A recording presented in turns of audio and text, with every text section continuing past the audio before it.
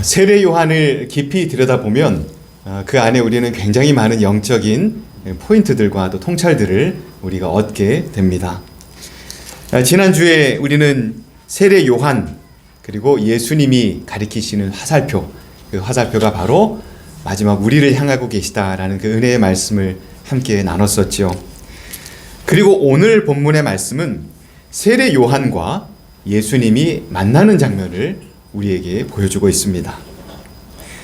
세례 요한과 예수님의 만남, 이 만남은 굉장히 중요합니다. 왜냐하면 예수님의 공생애의 시작점이 바로 오늘 세례 요한과 예수님의 만남으로부터 시작되기 때문입니다. 첫 걸음을 떼세요. 사역의 문이 처음으로 열리는 사건입니다. 그리고 오늘 이 첫 만남을 통해서 과연 예수님의 사역의 그 첫 걸음이 어디를 향하여 걸어가시는가를 우리에게 생생하게 보여주기 때문에 오늘 아주 중요한 본문의 말씀입니다.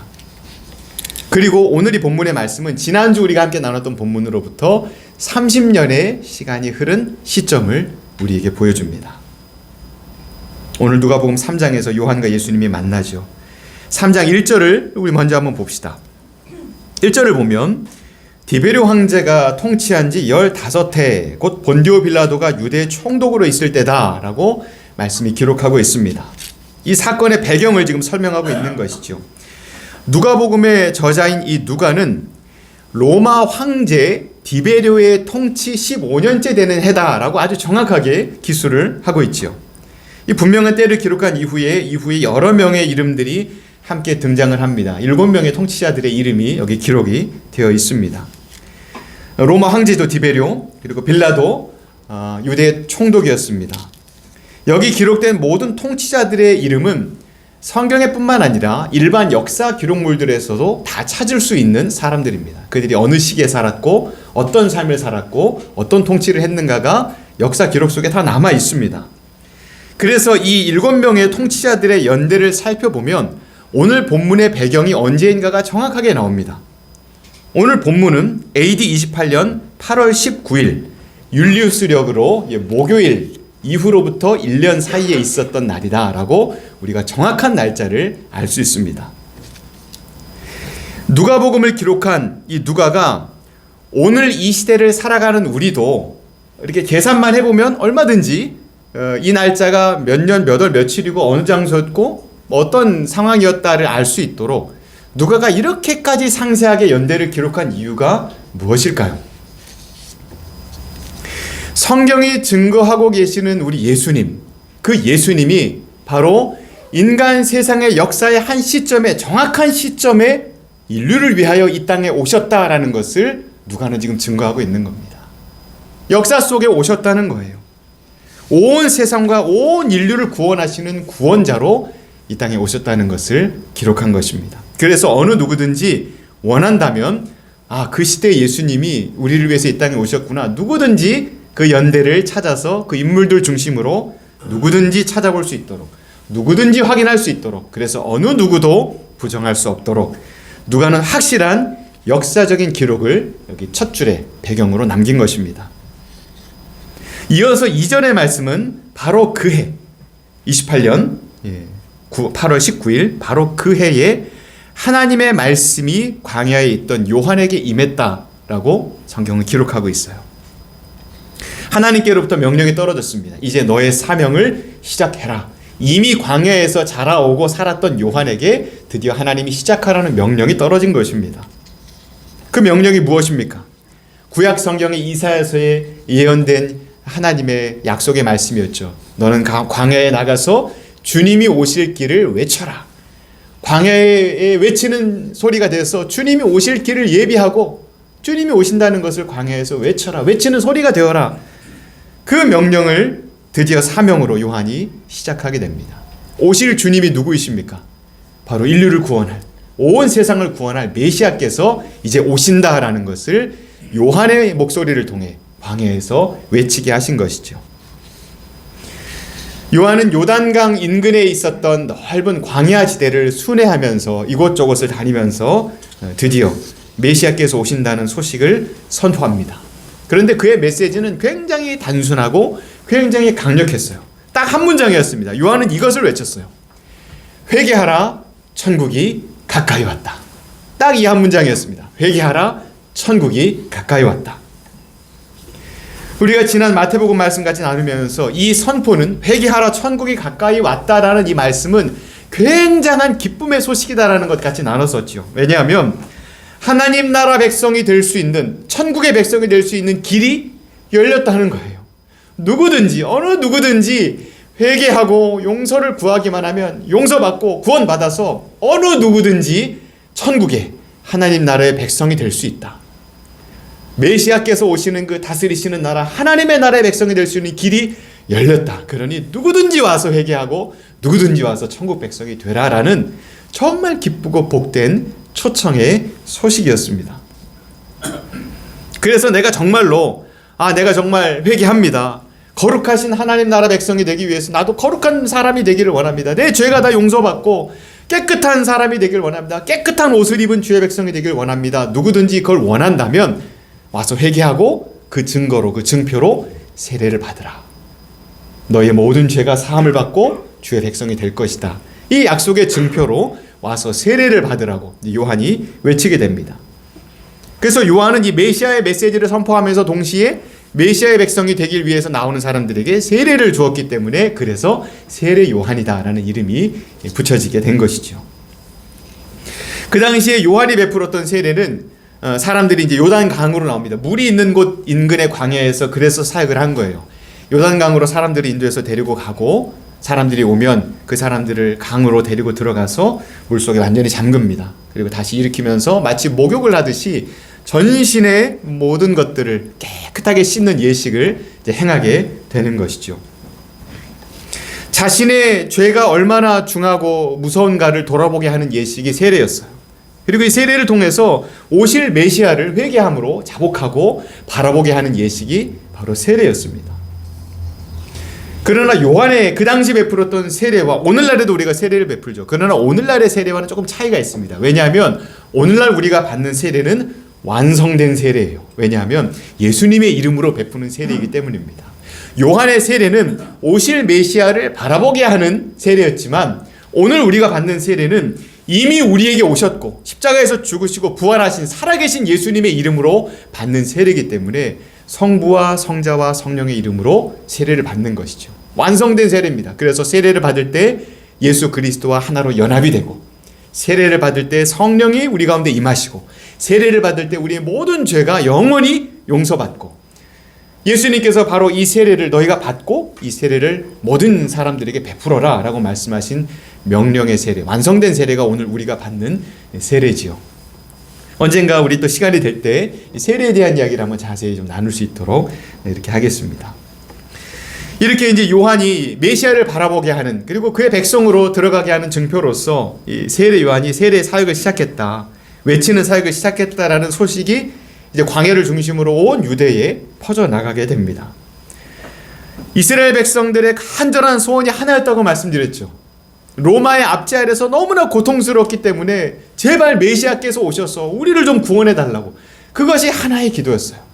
이 하나 기도 제목 가지고 평생을 성전에 살았던 사람이 있을 만큼 간절한 기도였습니다. 이렇게 기다렸으니 여러분 이제 메시아께서 이제 오신다라는 이야기를 들었으니 얼마나 기쁘고 반가웠겠습니까? 수많은 사람들이 찾아왔어요. 광야로. 세례 요한이 바로 누구를 맞이하는지, 과연 메시아가 어떤 분이신지를 만나기 위해서 많은 사람들이 찾아옵니다. 지난주 본문을 통해서 살펴봤던 것처럼 요한은 태어날 때부터 이미 기적으로 태어난 아이였었죠.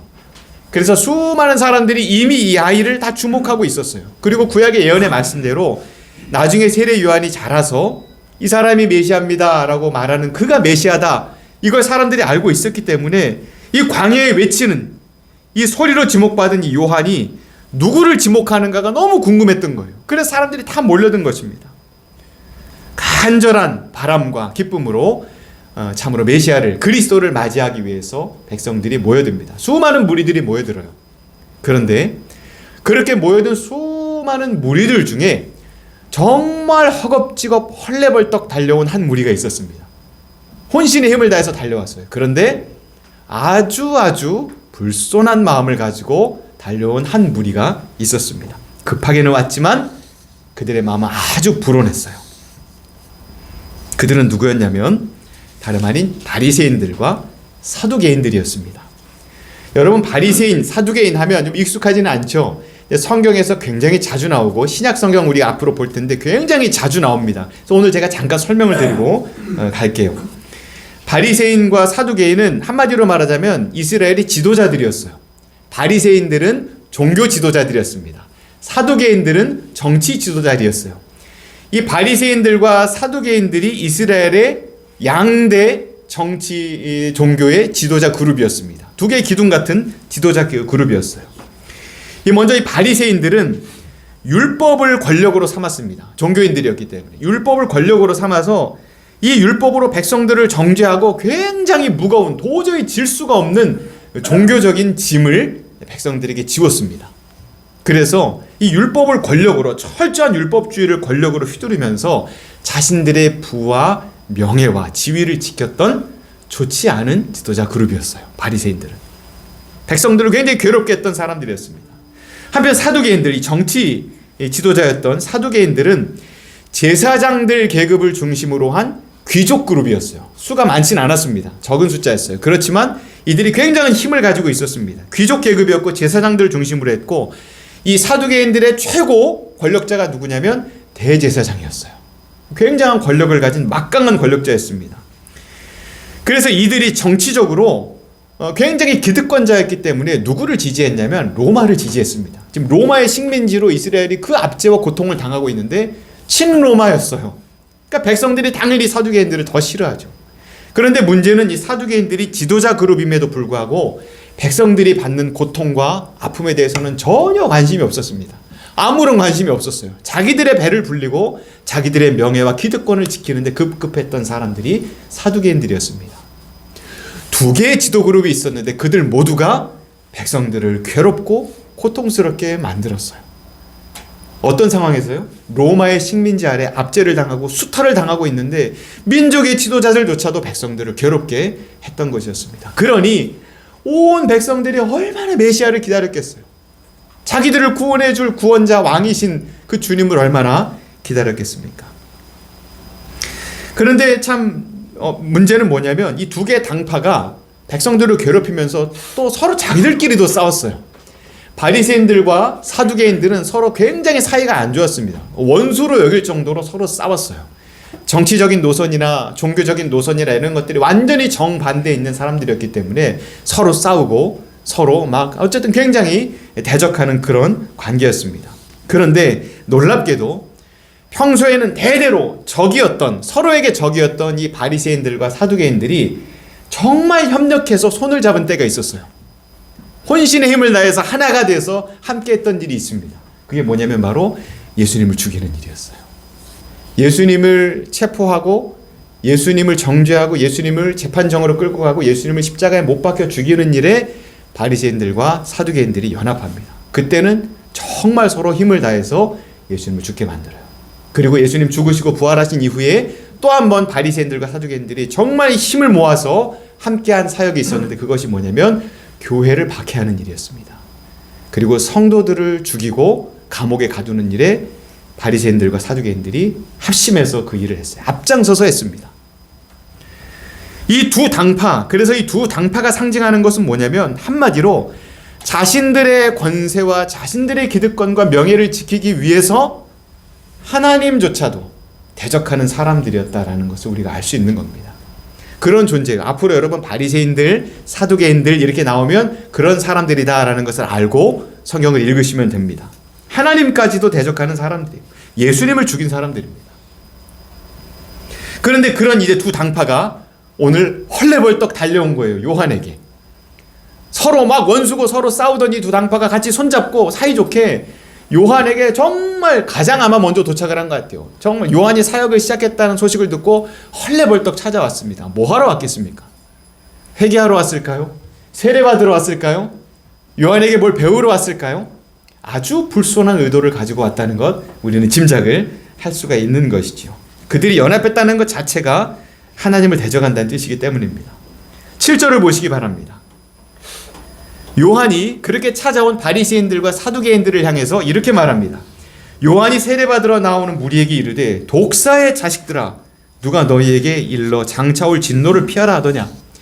독사의 자식들아 라는 말은 성경에서 최고의 저주의 표현이에요. 정말 무서운 표현입니다.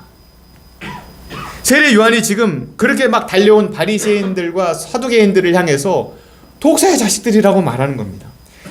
성경에서 그리고 이스라엘 백성들에게서 대대로 이 뱀이라는 것은 뭘 의미하냐면 사탄을 상징해요. 그리고 악 중에서도 가장 무서운 악을 상징합니다.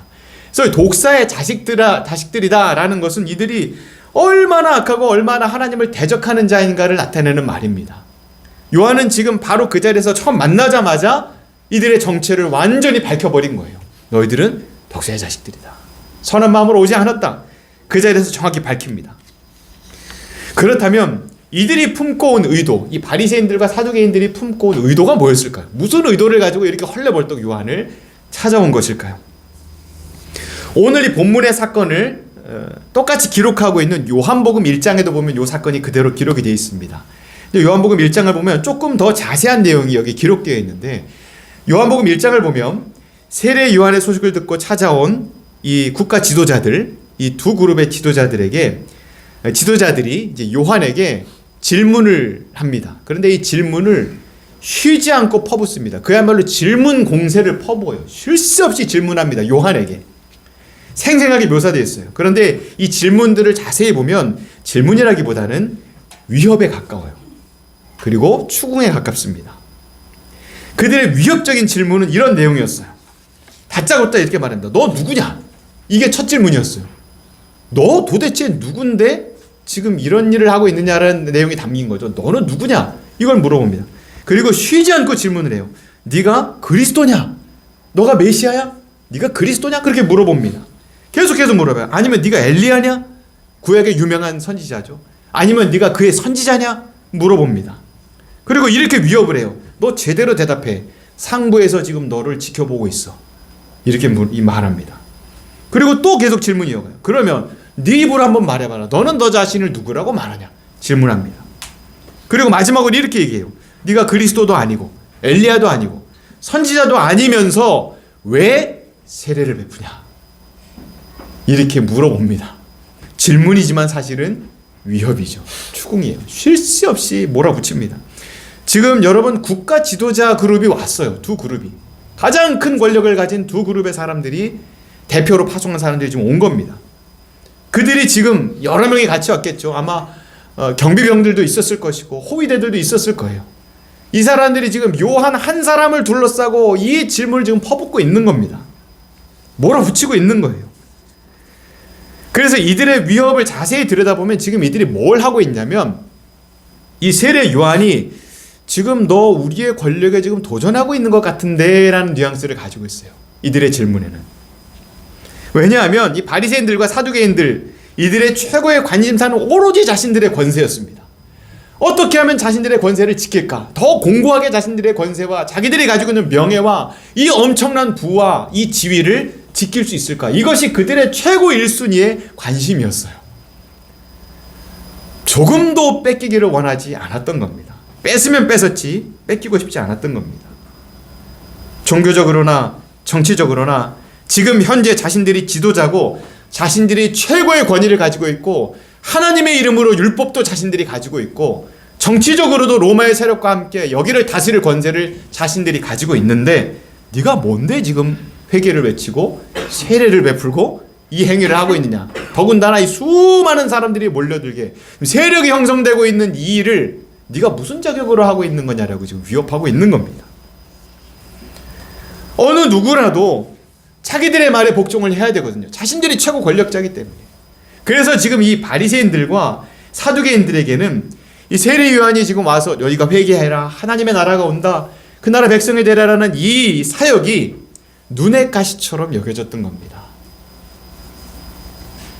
그런데 이들이 더 악한 것은 무엇이냐면 요한만을 대적하는 것이 아니라 요한이 선포하고 있는 그리스도까지도 대적을 하고 있다는 거예요. 이 바리새인들과 사두개인들의 이 위협하는 말을 자세히 들여다보면 메시아에 대한 그리고 그리스도에 대한 적대감이 굉장히 담겨 있습니다. 너무 쉽게 그리스도 이름을 막 말해요. 막 함부로 말합니다. 네가 그리스도냐? 너냐?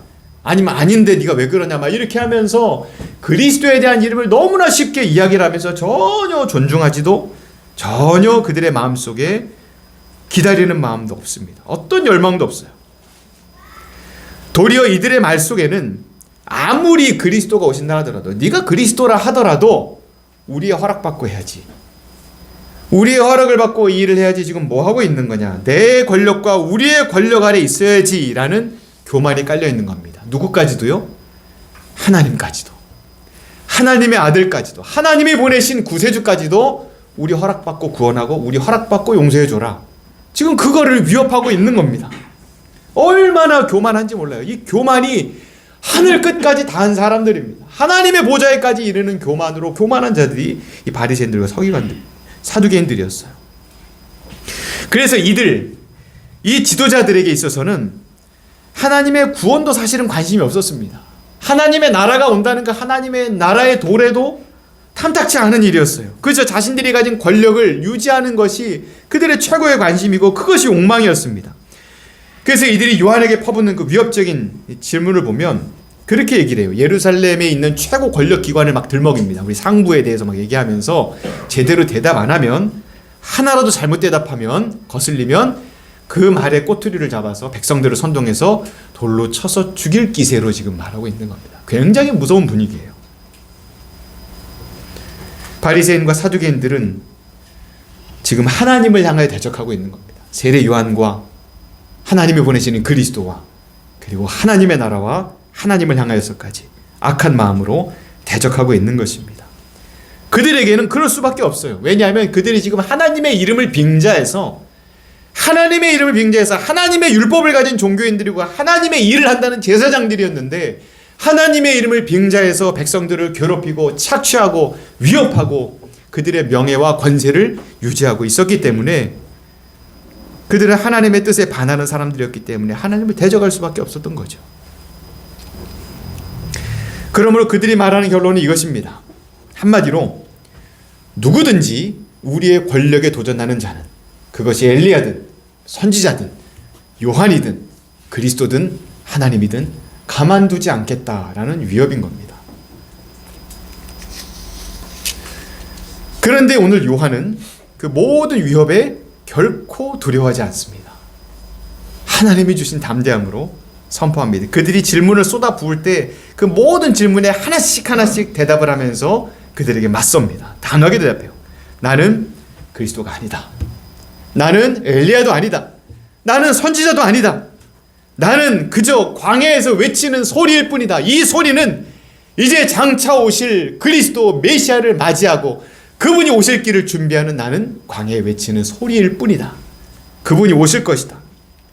그분은 얼마나 위대하신 분이신지 나는 그분의 신발끈을 메고 푸는 일조차도 할 수 없을 만큼 그분은 위대하신 분이시다. 그리고 잘 들어라. 그분이 오셔서 불과 성령으로 세례를 베푸시며 너희의 모든 죄를 용서해 주실 것이고, 그러나 끝까지 회개 않는 자들을 무서운 불로 심판하실 분이 이제 곧 오실 것이다. 그분이 그리스도시다. 이렇게 담대하게 외칩니다.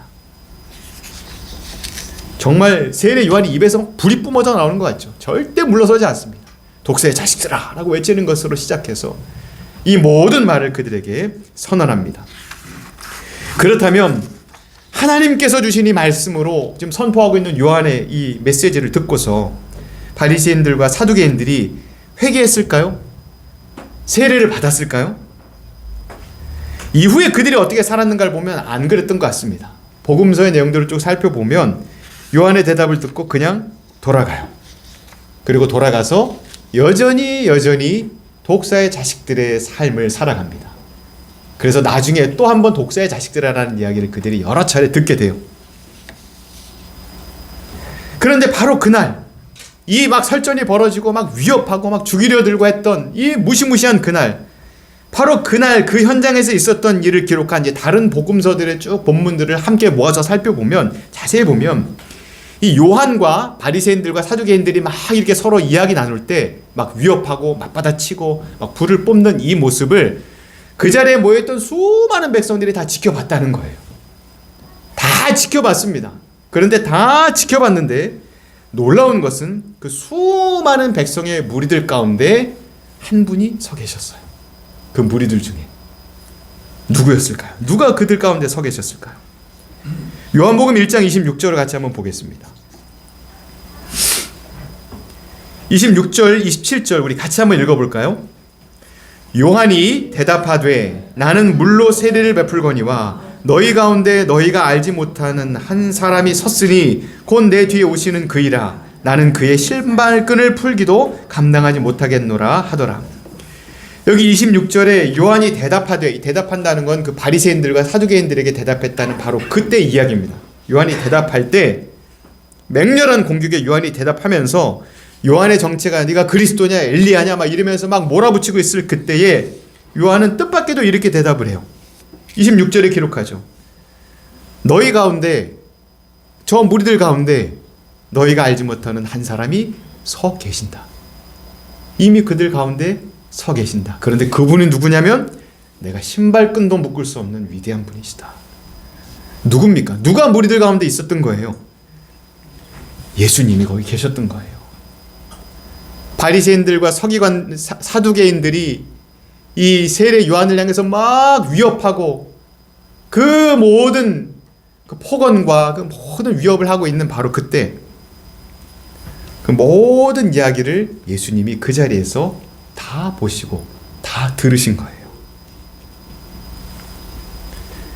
요한을 대적하고 그리스도를 대적하고 하나님을 대적하는 이야기 예수님이 다 들으셨습니다. 즉 그리스도로 이제 오시잖아요. 우리 예수님이 하나님의 아들이 온다라고 하더라도 그분이 온다 하더라도 예수님이 온다 하더라도 우리가 가만두지 않겠다. 이 이야기를 예수님이 그 자리에서 들으신 거예요. 다 들으신 겁니다.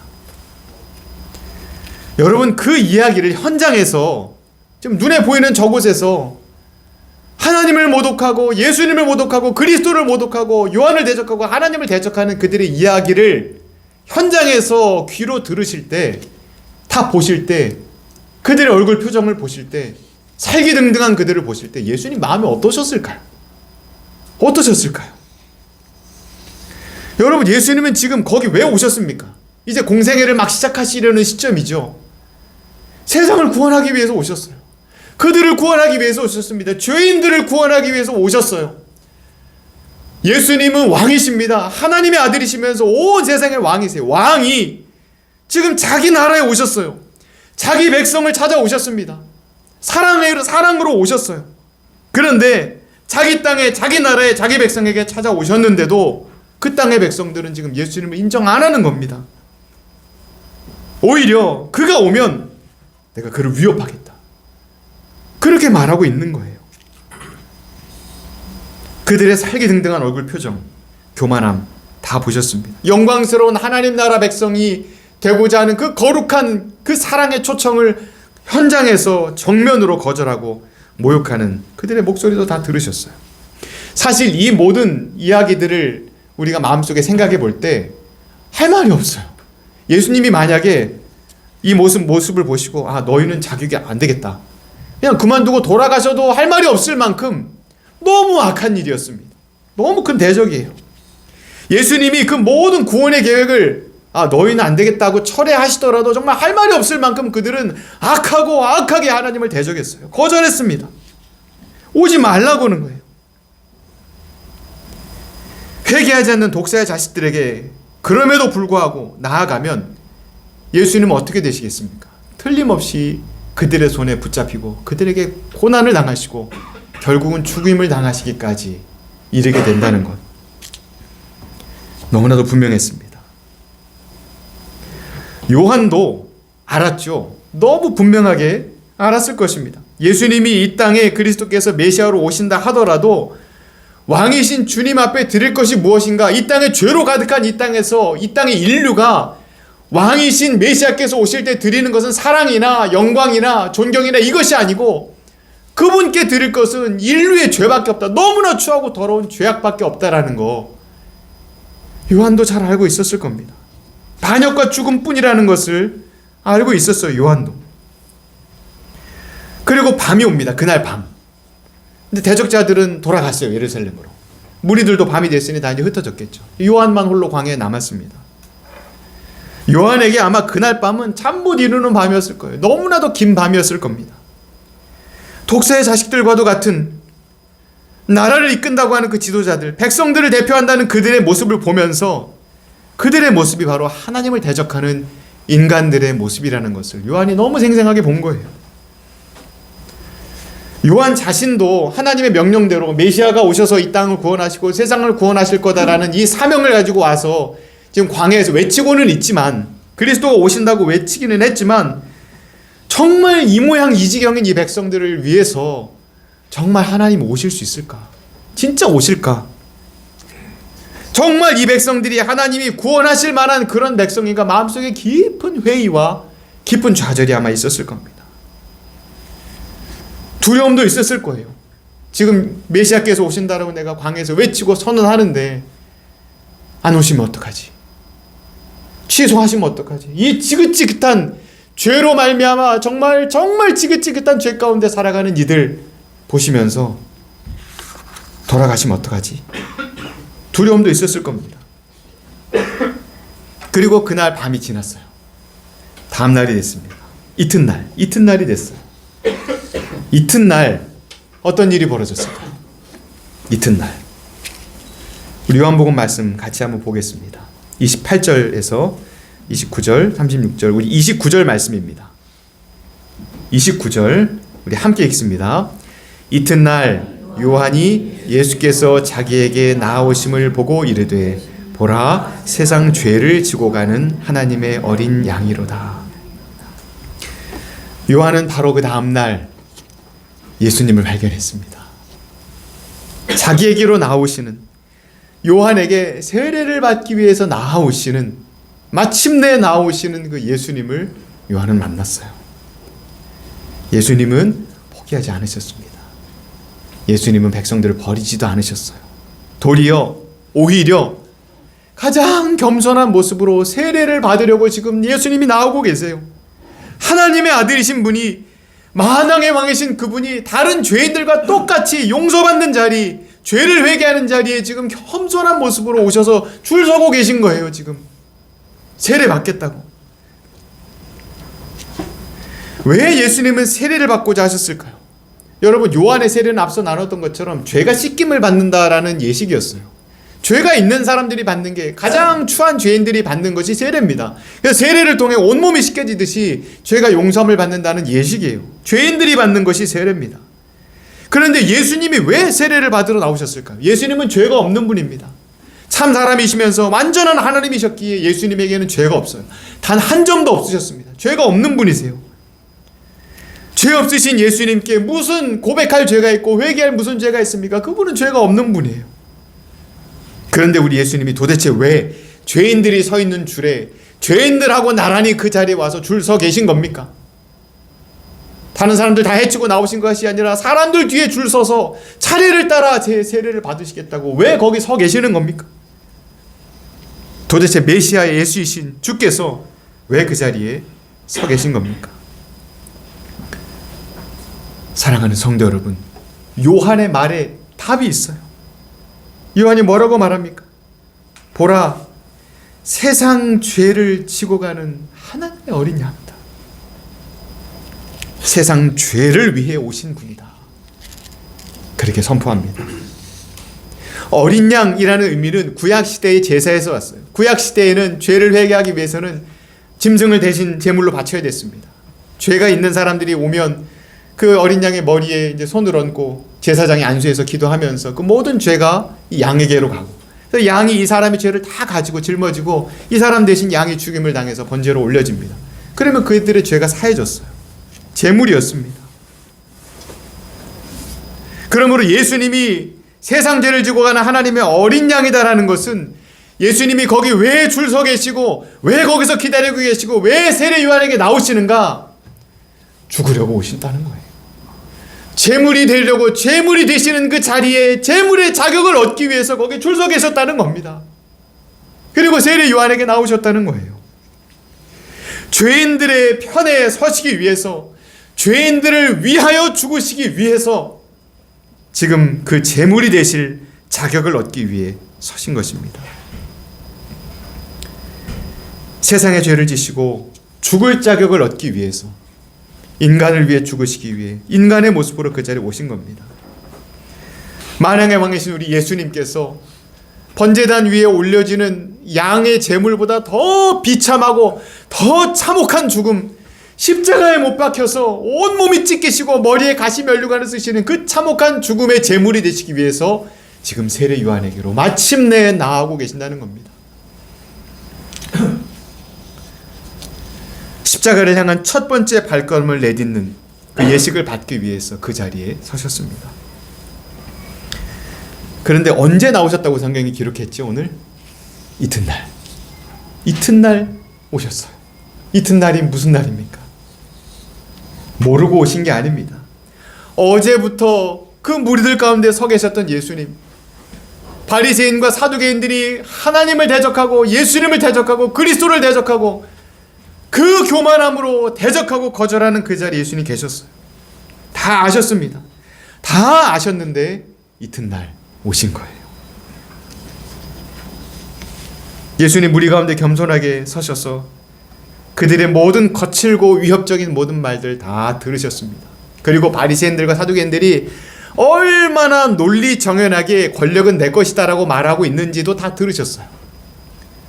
얼마나 합리적으로 자신들의 명예가 자기들 거라고 말하는지도 다 들으셨어요. 자신들이 가지고 있는 권세와 영광, 하나님이 보내신 왕이 오신다 하더라도 단 한 조각도 내어줄 수 없다라고 거절하는, 자기들의 명예와 자기들의 권세가 하나도 내어줄 수 없다고 거절하는 그들의 모든 위협적인 말들도 다 들으셨어요. 그리스도가 온다 하더라도 가만두지 않겠다는 위협도 다 들으셨습니다. 아셨어요. 다 알고 이튿날 세례받으러 나오셨습니다. 예수님이 보신 것은 하나였어요. 얼마나 구원받을 만한 자격이 있는가, 아니면 얼마나 훌륭한 사람인가, 얼마나 내 목숨이 헛되지 않게 할 것인가를 보신 것이 아니라 예수님이 보신 것은 하나였습니다. 죄를 보고 오셨어요. 그 죄를 덜어주기 위해서 오셨습니다. 인간의 죄를 보시고 오셨어요. 그래서 예수님은 그 죄로 말미암아 반드시 져야 하는 그 죄의 대가로 형벌로 죽어야 하는 자신의 십자가를 보시고 이 땅에 오신 겁니다. 죄와 십자가를 보시며 이 땅에 오신 예수님이 그 죄와 십자가를 보시고 지금 세례 요한에게로 나와 세례 받으려고 나오시는 겁니다. 그런데 놀랍게도 예수님은 이 길이 기분이 나쁘다거나 정말 힘들다거나 하지 않으시고, 예수님은 이 길이, 그 길이, 십자가를 향해 나가는 길이 기쁘다라고 말씀하셨어요. 여러분, 어떻게 그럴 수가 있을까요? 좌절당하고 거절당하고 모욕을 당하고 실제로 매를 맞고 온몸이 찢기고 죽음이 앞에 기다리고 있는데 기쁘다시는 거예요. 어떻게 그럴 수가 있을까요? 히브리서 12장 2절 말씀을 보면 우리 예수님은 자기 앞에 있는 기쁨을 위하여 십자가도 참으셨다. 기쁨이 더 컸기 때문에 십자가도 참을 수 있었다라고 그렇게 기록하고 있습니다. 뭐가 그렇게 기쁘셨을까요? 그 참혹한 십자가도 보고 이길 수 있을 만큼 그 큰 기쁨, 예수님으로 하여금 그 처절한 죽음조차도 기쁨으로 갈 수 있도록 만들었던 그 기쁨의 근원은 도대체 뭡니까? 온몸이 찢기는 십자가 고통보다 더 큰 기쁨이 도대체 무엇입니까? 십자가 너머에 있는 바로 나입니다. 십자가 너머에 있는 바로 여러분이에요. 십자가 너머에서 기다리고 있는 바로 우리 때문에 주님은 기쁨으로 그 십자가를 향해 나아가신 거예요.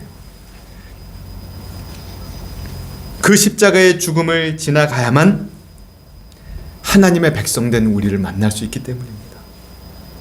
예수님의 죽으심으로 우리의 모든 죄가 사함을 받고 정결하고 깨끗해져서 그제서야 비로소 하나님의 백성이 되고 하나님의 자녀가 될 수 있다라는 그 기쁨으로 예수님은 담대하게 십자가를 향해 나아가신 것입니다.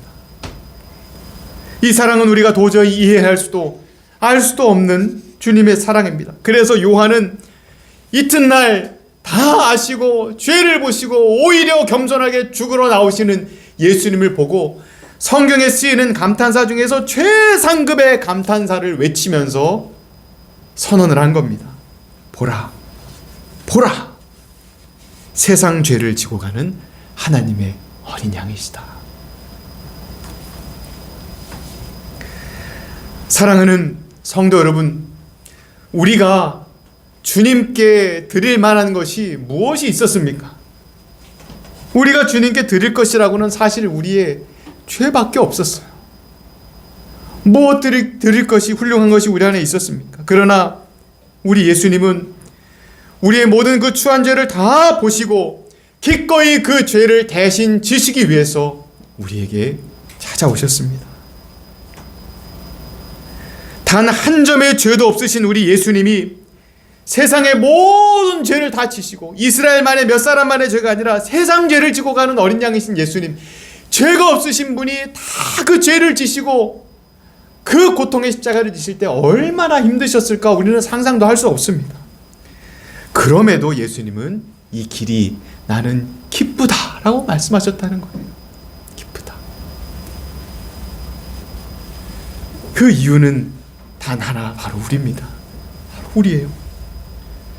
우리를 살리시기 위해 십자가 길이 우리를 구원할 수 있는 유일한 길이기에 우리의 죄를 씻고 영원한 지옥 형벌에 떨어질 우리를 살리고 건질 수 있는 유일한 길이 십자가의 길이었기 때문에 우리를 살릴 수만 있다면 나는 십자가도 두렵지 않고 오히려 나는 이 길이 기쁘다라고 말씀하시는 것이 예수님의 마음이고 예수님의 사랑이고, 그것이 바로 주님께서 첫 걸음을 내디디시는 우리를 향하신 기쁨의 걸음이었던 겁니다.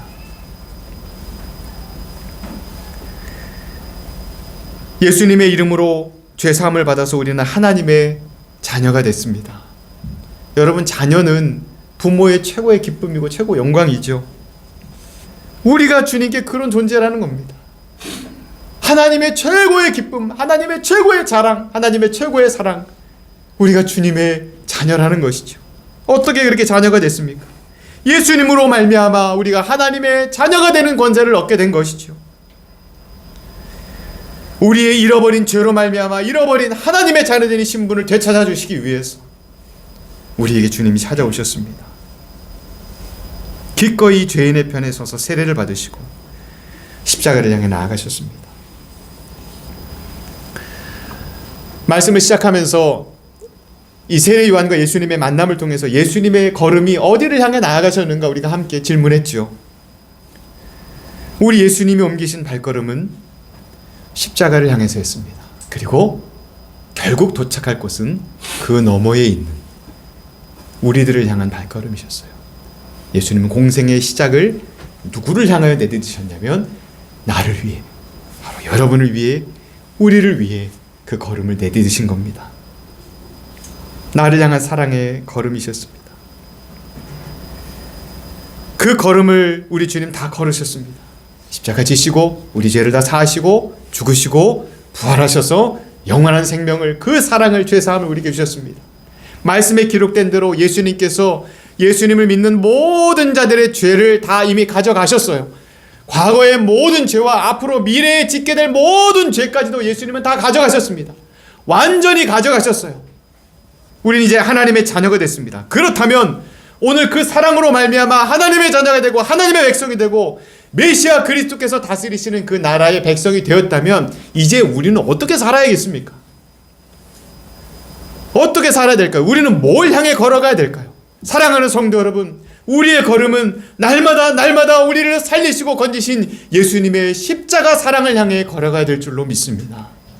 우리의 삶도 예수님을 향하여, 예수님의 십자가 사랑을 향하여 걸어가야 합니다.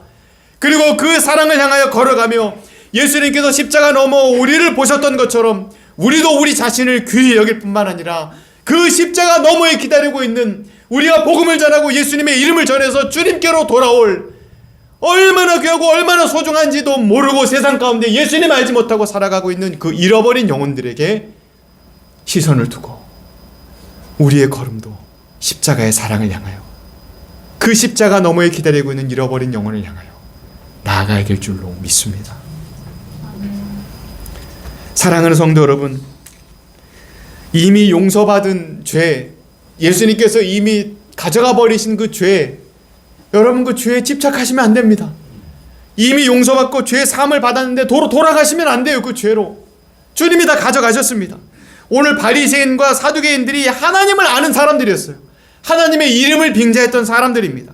그런데 하나님을 알고 하나님의 이름을 빙자해서 자신들의 욕망을 채우고 자신들의 명예와 권세를 채웠던 건 여러분 기억하셔야 됩니다.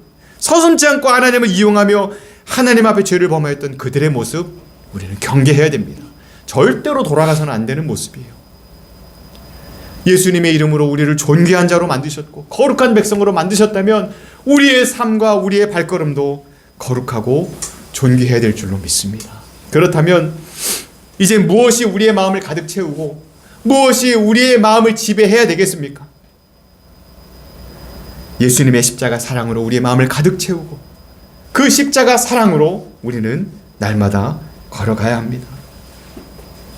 왕의 자녀의 신분으로 주님의 사랑으로 우리의 걸음은 왕의 자녀답게 걸어가야 하는 것이죠. 이제 곧 크리스마스가 다가옵니다. 이날이에요, 이날. 오늘 제가 말씀 쭉 드렸던 왜 이 땅에 오셨는가? 바로 이것을 위해서 오신 날입니다. 세상은 이 기쁜 날의 의미를 모르면서 살아가죠.